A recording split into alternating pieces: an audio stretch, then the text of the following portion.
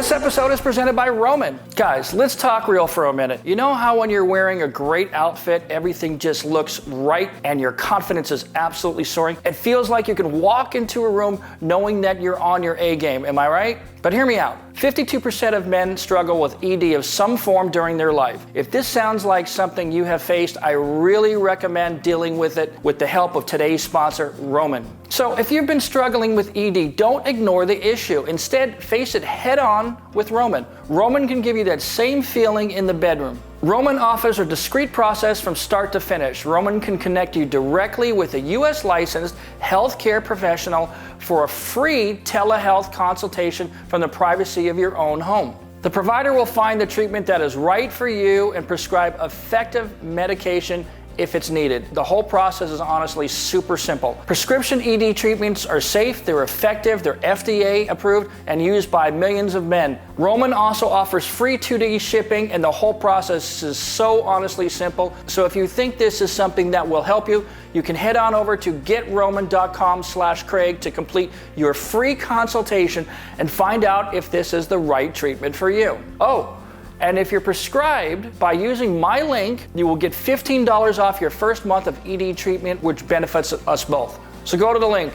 That's getroman.com/Craig. getroman.com/Craig. Have you ever been in a car going 200 miles per hour? I did. Once, and only once, in my 2001 Lamborghini Diablo when I was coming back from Las Vegas one night. Yes, at night. The experience allowed me to cross off one of my bucket list achievements, and it gave me great appreciation for what it takes to go faster and faster and faster. Because as a young boy, I always dreamed about going 200 miles per hour in a car, and when I finally did it, it was a great thing for me. Back in those early years, I was pretty much obsessed with top speed. Whenever I got close to a fast car, I would peek inside. Pretty much the first thing I looked at was the speedometer. And I thought that if the car's speedometer said 140 miles per hour, that was the car's actual top speed. And in the late 1970s and early 1980s, that was not the case. But by the mid-1980s, I had gone through several cars and I had learned much about cars by working on cars, buying cars, selling cars, trading cars, that kind of stuff. By this time, cars, though, were getting more advanced and were going faster and faster. So I knew that very soon it would probably be possible for a road car to reach 200 miles per hour. Then in 1987, the Ferrari F40 finally achieved that elusive 200 mile per hour goal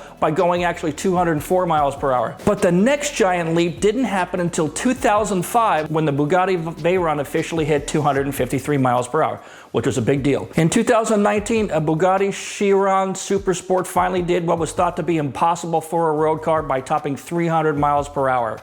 Another big deal. And when the data was analyzed, it showed that the Bugatti had actually achieved a top speed of 304 miles per hour. And the world was amazed. So why did it take nearly 15 more years to go just 50 miles per hour faster than the Bugatti's 253 mile an hour run?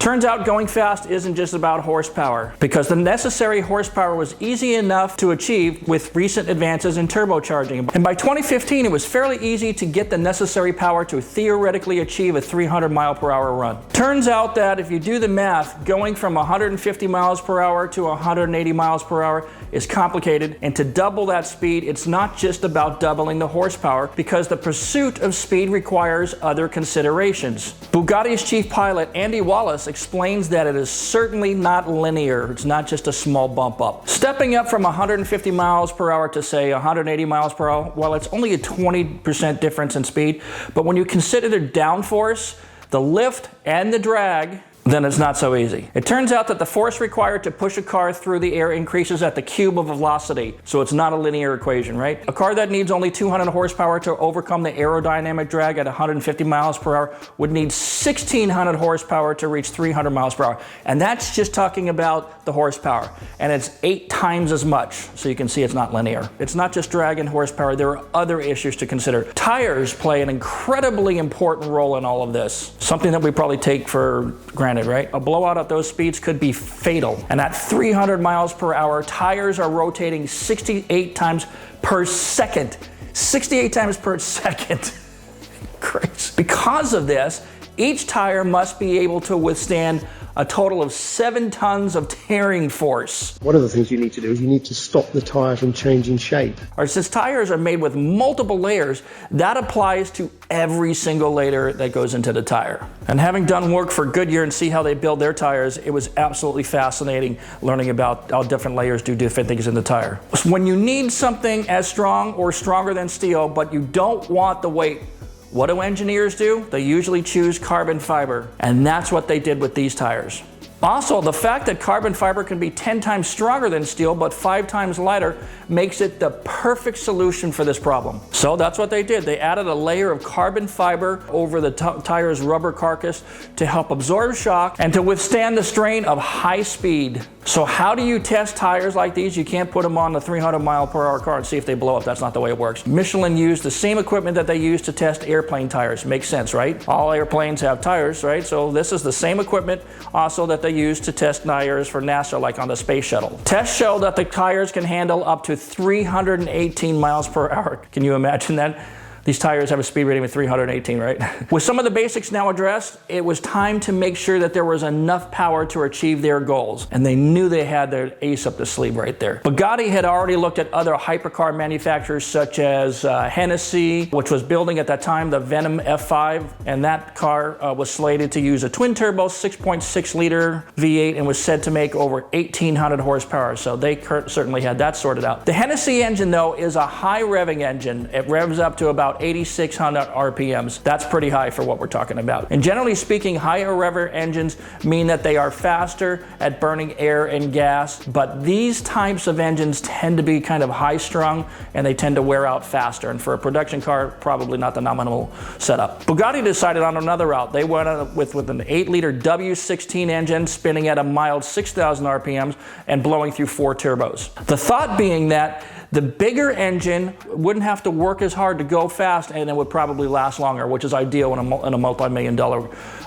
production car. Next on the checklist was the aerodynamics. Drag or air resistance must be addressed, and as Christian von Koenig explains, the difference between going 200 miles per hour and 300 miles per hour is huge. It is a big deal. And in case you're wondering, this is why all manufacturers of hypercars focus on aerodynamics as a big part of their development. And this is a big reason why cars look like that. This is a big reason why these cars take the shapes that they do. Koenigsegg, in fact, is very good at this. The Koenigsegg Jesko that is being developed will replace the Agera RS, and in simulations, it shows that it will be capable of over 300 miles per hour, maybe up to 330 miles per hour if they can get a company to make a tire for it, and if they can find a suitable test track, because that's going to need to be a long road. If you look at the Jesko's design versus the Chiron's design, you can see that the Jesko has a long and flattened tail like the Chiron and several McLaren models like the Speedtail and the 765 LT, for example. There's a reason for that design. The long tail allows air to flow off the back of the car's tail, right, over the back of the car. And without a long tail, there's a high chance of the separation of the flow of the air, from what's coming out from under the car and what's going over the top of the car. And when that happens, you get drag. And although the Jesko road car employs a massive rear wing, the 3,000 pounds of downforce would just slow the car down on top speed runs. So they don't use that wing when they're doing top speed runs. For the top speed record runs, the wing is replaced by 2 vertical stabilizers, sort of like fixed skags on a surfboard or a vertical stabilizer on an airplane. You know, that's where the rudder is right there, but that actual panel is called the vertical stabilizer. So the development and testing continues. And although the pandemic slowed things down a bit, it has not dampened the desire or commitment to push the envelope. Many companies have tried to push the limits over the years. But in 2020, SSC claimed that their Tuatara had reached 331 miles per hour. But it turned out that there was something wrong with the instrumentation. Had the Tuatara broken a speed record, there would be people who were waiting for delivery of their Chirons, people who ordered one because it was the fastest road legal car on the road. And if the Tuatara had actually hit 331 miles per hour, you can bet that some of those orders would have been canceled. So that was kind of a big deal, and it was, for a while, it seemed like it was going to be a scandal, but it was just an honest mistake. So I know that there are people who are asking why any car needs to go that fast, especially given traffic, crowded roads, emissions, EPA, climate change, and laws limiting speed to 65 miles per hour. Some people really get their panties in a bunch about this kind of stuff, and I get it. What's the purpose of it? What does it serve? The simple answer is that technological advances are what make humans rulers of this planet. One advance leads to another and another. If we as a species stop moving forward, we would never have been able to make advancements in medicine, space exploration, and so on. While almost no one will ever try to go 300 miles per hour on their ski run, it's just cool to know that you could have if you really had a mind to. And that's what America is about, freedom. Thanks for watching, everybody. We'll catch you next time.